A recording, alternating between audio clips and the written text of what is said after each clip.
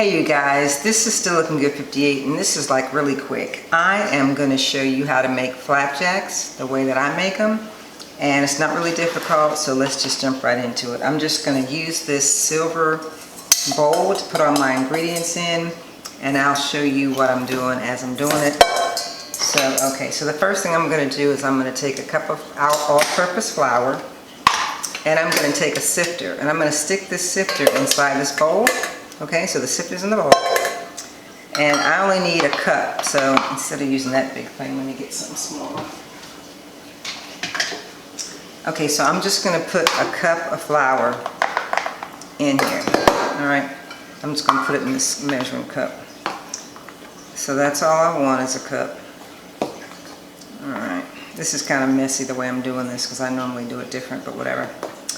So this is just basically a cup, okay? So I'm just throwing that in the sifter, just that whole thing. I just put a little extra in there, and then there's there. Yeah, so it's only a cup, all right? So we're done with the flour. And remember, the sifter is in the bowl. Next thing I'm going to do is I'm going to take this baking powder, and I'm only going to put 1½ teaspoons, okay? 1½ teaspoons of baking powder is going to go in the sifter with this flour. There's one. And then I'm going to use my ½ teaspoon. Okay.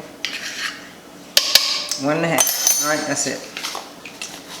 Alright, so my next dry ingredient is salt. Now this is only supposed to be a 1/4 teaspoon, but what I usually do is I just unscrew it and whatever falls in there falls in. That's the way I do it. I mean, you can measure the 1/4 salt, but I rarely do. Alright, the next dry ingredient I'm going to put in is sugar. 3 tablespoons of sugar. Again, it's going in this sifter that's sitting in this bowl.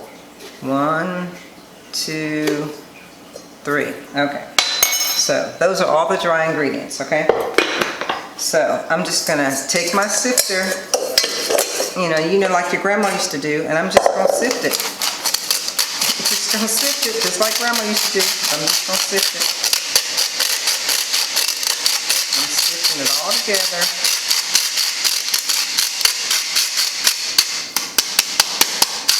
This up a little bit. I'm just patting the side because that helps. Okay, so done with that. So all the sifted ingredients, I'm just going to sit right here. Next, I'm going to take this egg and I'm going to put it in this little thing and I'm just going to beat it. Just with a fork. Just with a fork. Nothing fancy. Just going to take this fork and I'm just going to, just do this until the yellow and the white are mixed together. That's all I'm going to do. Okay, it only takes a few minutes. Alright, I'm going to set that aside. And the next thing I'm going to do is I'm going to take my milk. Well, actually, this is heavy cream. I'm only going to put 1/3. I'll tell you what I'm going to do. I'm going to put 1/3 of this in this cup. So I'm only going to go to the 1/3 mark. Okay, so that's it. That's it. That's all I'm doing with the heavy cream. But I'm going to take the milk, which I need 2/3 of, and I'm just going to fill up the rest of it to make it a cup, okay? So I'm just filling it up to make it a cup. And that's it. There you go.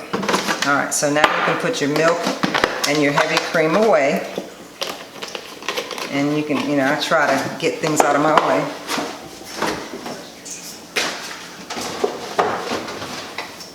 Okay. Just get my stuff out of my way. Okay, so the next thing I'm going to do is I'm going to take a tablespoon of butter. I have a tablespoon of butter in this little bowl. I'm just going to melt it in the microwave.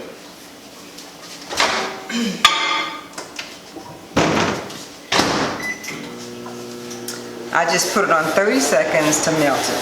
Now I'm just cleaning up my mess behind myself.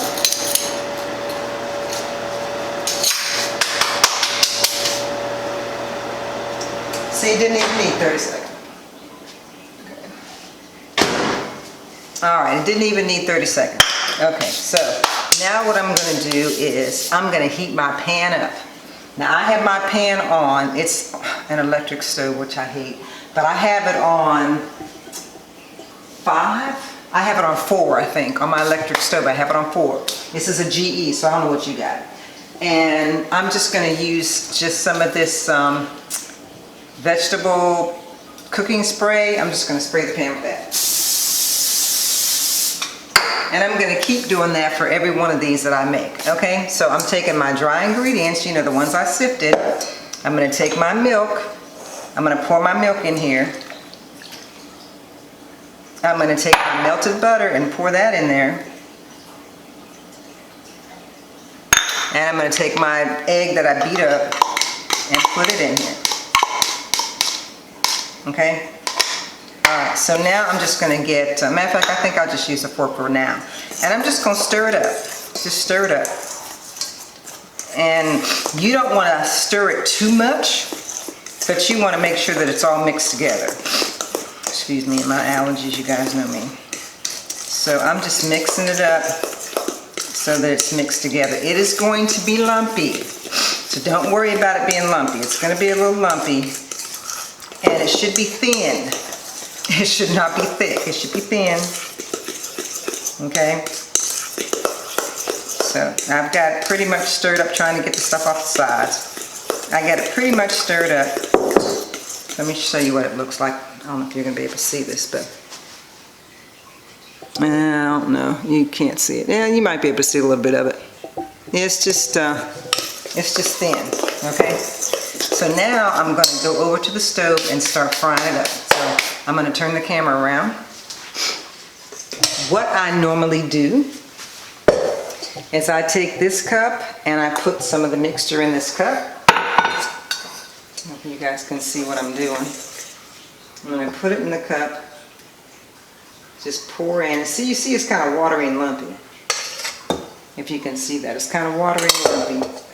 So when I feel this is hot enough, and doesn't really feel that hot to me, so I'm going to turn it up to 5. And I'm going to take this, and I'm just going to make a small flapjack. I'm not going to make a big one. And I got my spatula at the ready, okay? So I've got my grease in here, my cooking spray. And I'm just going to grab some butter and a knife. Because I like to butter mine as I go. I'm just getting a plate. Okay, so I don't know how well you guys are going to be able to see this, but I'm going to pour this in here. So I'm just making one right now. So what it's going to look like, and I can't really show you, but what it's going to look like, and I don't know, I don't know if I can take this camera off and show you. So the pancake is going to cook. It's going to cook until it has holes in it, okay? So that takes a minute. And you also will notice that the sides of the pancake start to take shape. You know, it starts to take a shape as opposed to being flat. And so you want to wait. Don't be rushing this. You want to wait until it gets the holes in it and it looks like the sides are taking shape before you flip it. Because if you flip it too soon, it's going to be sloppy and it's not going to hold, okay? So just be patient and wait. So that's what we're doing now. We're waiting for the holes to get into the pancakes before we flip them. Now you notice that they're starting to get holes, and you notice that the sides are starting to come together. And that's what we're waiting on right now. Okay, so it's just about ready. So what I do is I take the front of my spatula and I just start to lift it on the side just to see if it's ready to go. And then I just kind of shimmy it under there and flip it over. Now this one is a little light. And it looks a little light to me because I don't think I have my fire up high enough. But I'm going to show you what it looks like when it's done. I usually wait like a minute after I flip it over, and then I kind of pat it down with the spatula. Just kind of pat it down with the spatula, turn it back over. Now this one, like I said, is a little light. This one turned out a little light in color, turned out a little light. Yeah. I try to stir this up so it doesn't get thick while it's waiting for the next pancake. So now I'm going to put another one in there. So I just wanted to share this with you, and that way you can make some really good pancakes, especially if you're not like a regular cook. So thanks for joining me. See you guys the next time. Bye.